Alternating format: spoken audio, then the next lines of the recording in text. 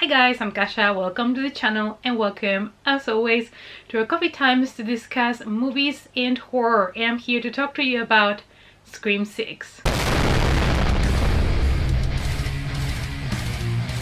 It's coffee time! So lucky for me, we did have an early screening here in the Netherlands on Wednesday, and I was able to go Wednesday to watch it the day that it was being shown for the first time here in the Netherlands, and I'm glad that I did. It's honestly one of those franchises that I am still excited about. I was excited. I was, hoping for a good sequel. You'll find out in this video what I thought of it, but it's one of those franchises where I still have been anticipating and excited about the new installment. Completely different from my experience when I went to see Halloween Ends. That was not a good experience for me. So yeah, I'm just here to let you guys know what I thought about the film, if it's a worthy sequel or not, and everything is going to be completely spoiler free. Do not worry, I'm not gonna spoil anything at all about who is Ghostface or any of that. So let's jump into it. Scream 6 is an American slasher movie, and it is directed, by the duo that brought us the amazing Ready or Not, Matt Bettinelli-Olpin and Tyler Gillett. They just brought back this franchise in full force when they gave us Scream 5, and soon after they already delivered Scream 6, and they've already announced Scream 7, so the franchise has never been this alive. It is obviously a direct sequel to Scream from 2022, which we like to call Scream 5, and is also the 6th installment in the Scream franchise. The film stars Melissa Barrera, Jasmine Savoy Brown, Mason Gooding, Jenna Ortega, Hayden Panettiere, and Courtney Cox, all reprising their roles from previous installments. Neve Campbell already had announced that she would not be returning to reprise her role as Sidney Prescott, and it was something that happened because she felt she was treated unfairly and she was not getting the salary that she thought she deserved for the film. And she said that, females in the industry have had to fight so hard for a fair wage that she didn't think it was a good thing for her to accept this role, even though she still loves the franchise, which obviously, whatever happened. And I don't want to get into many specifics of, if she should have or not should have done this. It's just sad for the fans. I feel like, that a monetary problem, a salary problem, robbed us of a Scream movie with a Sidney Prescott. She says she's open to come back in future installments, so we shall see about that. But I was kind of sad just because of the nostalgia of having, Sidney Prescott in the films. Scream 6 is the 6th film in the franchise that is going to be set completely outside of Woodsboro, and honestly, I kind of welcomed this change. I felt like a change of scenery might bring something fresh to the franchise, since we are now bringing, new characters and basically just kind of relaunching the whole franchise with this new trilogy. The film combines the violence from slasher franchises, so you can expect blood. We also have the whodunit mystery that we always love to solve. It's one of my favorite parts of the Scream films, try to figure out who's the killer. And also we have a lot of humor in the franchise, which has been there as well, and always a lot of self-awareness and meta commentary. 4 survivors of the Ghostface murders leave Woodsboro behind for a fresh start in New York City.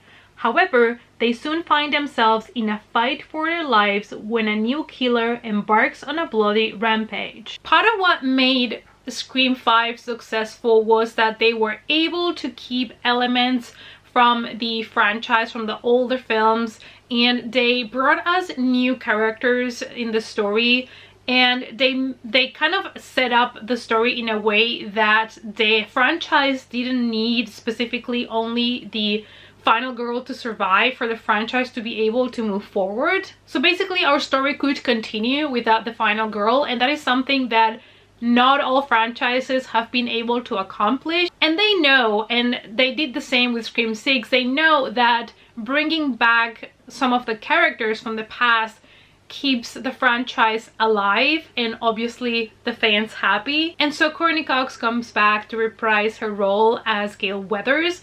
But we also have Hayden Panettiere coming back as Kirby. She was a really beloved character from Scream 4, and we were all really excited to see her coming back to reprise her role as well. Kirby Reed is coming back as an FBI agent. So after surviving Scream 4, she kind of thought that a way to move from her trauma would be to become an FBI agent and be able to actually chase the bad guys. And she comes back with the same energy and the same spark that she had in Scream 4. And I felt like her character just feels the same, and it was a joy for me to see her back. The core four, the main characters of this film, are going to be the twins and the Carpenter sisters, which were the new main characters established in Scream 5, and I love the dynamic between them. And we also get introduced to new secondary characters in this film, which add, you know, to the list of possible killers, which is always the exciting part of Scream, the whodunit scenario. I felt like establishing that core four in Scream 5, they did such a good job, because by now you care a lot about those four characters. They have become, you know, people that you know and you want to survive. But as we know in Scream movies, nobody is truly safe. And of course, following the Scream formula, all the characters have moments, lines, reasons why they might be Ghostface, so you are constantly trying to figure out who is behind the mask this time around, and I have to give them props for that. I feel like in Scream 5 it was a lot easier for me to kind of know who was behind the mask, and I felt like in Scream 6 they had me guessing for a longer period of time, and they had me more confused than in part 5. So I feel like they did a better job at covering up who was behind the mask and at giving so many different possible suspects, and that made this movie extra fun. And Scream 6 works mostly because of that kind of character-driven element. All the characters, the relationships, even secondary characters, the suspect list, who is behind Ghostface, who might have a reason for killing and following these people. But apart from that, the movie offers us such great shots, and when it comes to horror, I gotta give it to these two guys. They're bringing a lot of interesting, cool things. All the kind of scenarios that were presented to us were so cool to see, especially the subway sequences were some of my favorites. I felt like they did such a good job at giving us different angles and keeping us tense.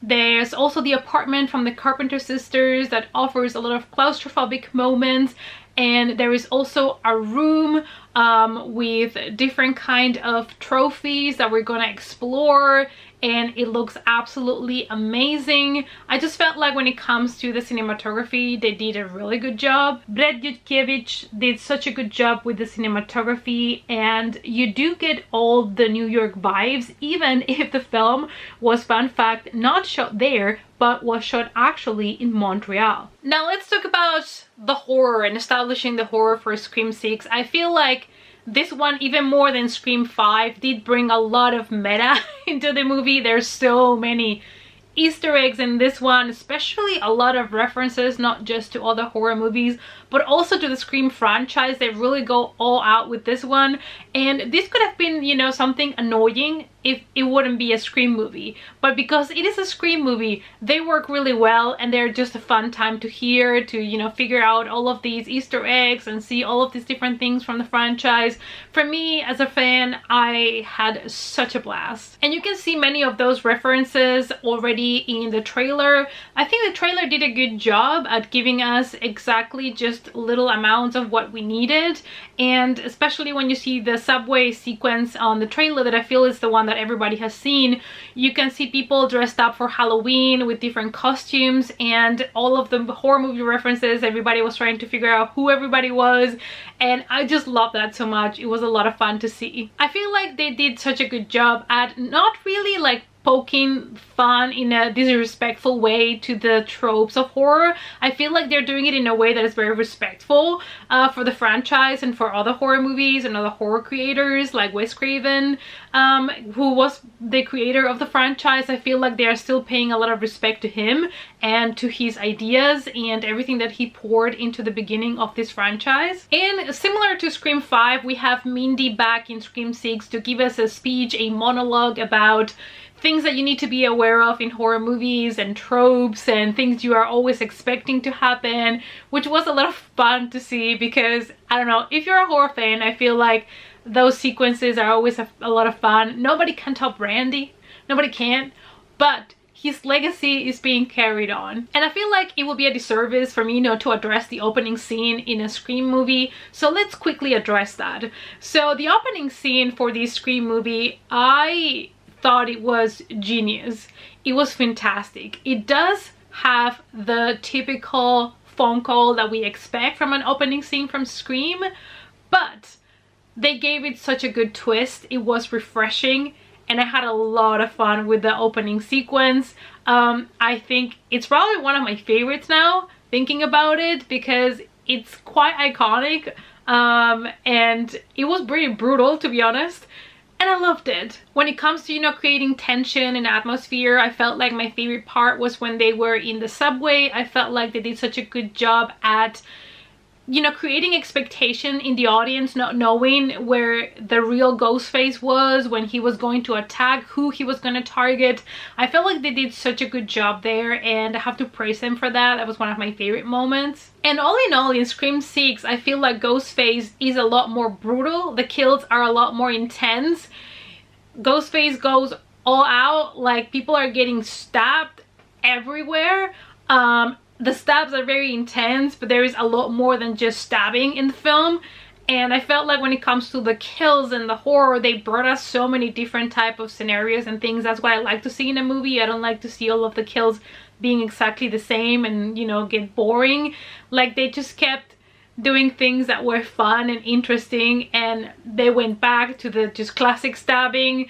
I don't know, it was just so much fun, but there's so much blood spilled in the film. So I feel like if you're a horror fan and you just enjoy those killing scenes, you're not going to be disappointed by the amount of blood and death count. Now let's go to my final thoughts. I actually really enjoyed this one. I gave it a 4 out of 5. I gave Scream 5 3.5. So basically I'm saying I enjoyed this one a bit more than I did Scream 5. I just felt like with this one I had so much fun from beginning to end, and the movie is quite long, but I still was really invested up to the very end. They did make this sequel bigger and they took bigger risks, which I have to praise them for. I mean, even though this is the 6th installment, it is a sequel, and sequels are dangerous because sometimes, the middle movie in a trilogy or the sequel is not always the best, and they were able to top themselves, and they didn't even have so much time for production and filming and everything because these movies have come basically back to back and they've already announced Scream 7. So it is crazy what these guys can do in that short amount of time. So that movie, Ready or Not, was not just a one-time lucky thing. These guys know their horror and they are ones to watch. I feel like in this movie you're gonna find a lot of familiar things for people that love the franchise, but there's also a lot of new and fresh things for people that are not as familiar as we are. I would tell you one thing though, if you have not seen all the Scream movies up to this point, if you've only seen Scream 5, and you watch Scream 6, you're gonna get spoiled for every other Scream movie probably. I don't know for all of them, but there's a lot of references to the older films, so you might get a lot of spoilers from them. So this is just my fair warning.